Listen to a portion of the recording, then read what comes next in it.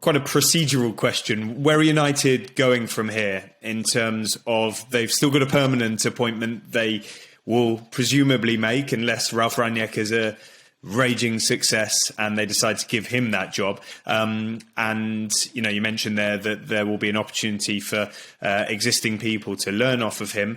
Will he have a voice in the appointment of the permanent manager? And even to the extent of the January transfer window, should Manchester United do any activity in that, which they're not normally inclined to because they always plan to do stuff in the summer, unless opportunities arise in January, would he be involved in that too? Yeah, I would think, you know, if United invest in January, then of course the head coach will be part of those discussions, and that will be Rangnick at the time. In terms of his involvement in the next appointment, I think it might depend a little bit how he does. To the extent of, well, if you know, God forbid, from Manchester United's perspective, he doesn't do very well, the results are quite poor, I would imagine then his, you know, how much Manchester United want to listen to him will be reduced. That's only natural. I think United have quite clear, you know, the people that they are considering for the permanent role. You know, unless I'm sure Rangnick will have his own ideas as well. But, you know, his primary job is to get Manchester United playing good football and into the top four for the next 6 months. It's the job of other people, I think, to be leading the recruitment of the permanent manager. My understanding, you know, United are still really interested in Mauricio Pochettino for the summer. There was a lot of talk this week about whether United could have tried to get him in the middle of the season. The reality is that, you know, even if United wanted to do that, even if Mauricio Pochettino was prepared to do that, as a lot of reports suggested, there was a third voice in the room. And the third voice in the room is the club that had him under contract until 2023, and that's Paris Saint-Germain. And they did not want to lose him right now to Manchester United.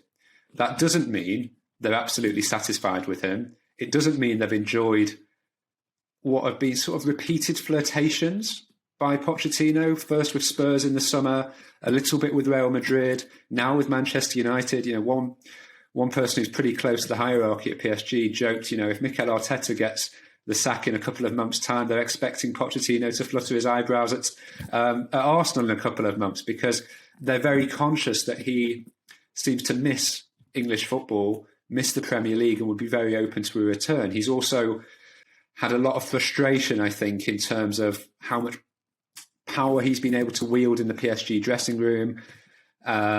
He's struggled to get the best out of Messi, Neymar and Mbappe. I think PSG are looking at it and thinking, look, I mean, we've given you some of the best players in the world here, probably the best transfer window any club's ever had in terms of signing superstar players, and you're not really producing wonderful performances. At the same time, they're in the next phase of the Champions League. They're miles clear at the top of League One. It's not a crisis. They're not desperate for change. And I think their feeling was, let's get to the end of the season. And I think also, they felt if he was to leave now without winning the French League, because he didn't win it last season, without having a crack at the Champions League, what does that say about him as well? What does that say on his CV?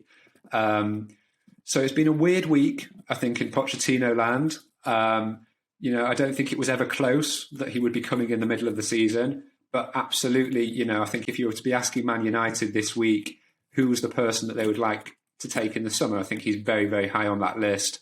I don't know if you may know anything about sort of other people that have been spoken about, whether it's Brendan Rodgers at Leicester or Erik ten Hag at Ajax. I think there's going to be clubs as well who are a little bit paranoid over the next few months over who their managers may be talking to or what their managers may be thinking, and a little bit anxious because this is a huge vacancy at one of the most powerful clubs in the world that could hang like a shadow over the rest of their seasons.